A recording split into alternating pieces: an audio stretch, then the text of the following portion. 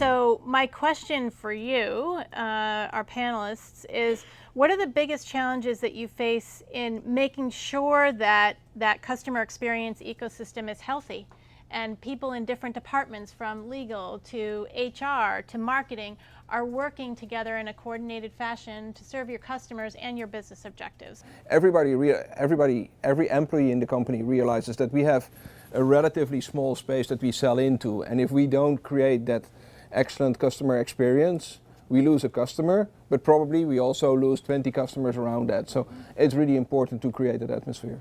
The organizing principle is really around the customer. And so we've got a considerable overhaul across all of our digital properties to, we call it our one digital experience, right? So having a consistent and integrated experience, whether someone is engaging us in a community, engaging us on the website, and specifically a very personalized experience, because today we're no longer selling just to the CIO, but to a host of different roles that are buying technology. The goal is, at the end of the day, we know that we could fight upstream to, be the police to try to make sure everybody's aligned and saying everything exactly the way they should. But for us, the simplicity of just saying everybody's job here is to engage more closely. And by the way, it can't just be external. You have to do it internally, or it's not in the DNA.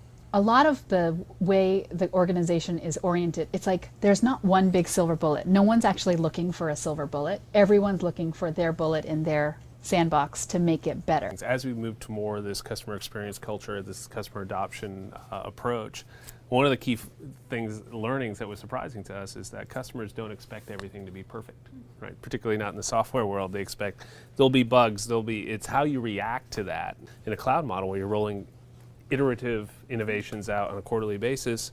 And we also set up an infrastructure where we have an early adopter program that can test it first and provide that feedback as part of the release cycle. You mentioned engage more closely as it sounds like a rallying cry. Is that tied to any specific strategic objective at the organization? So is it something that's been mandated that every group is going to come up with its 5 or 6 metrics? No.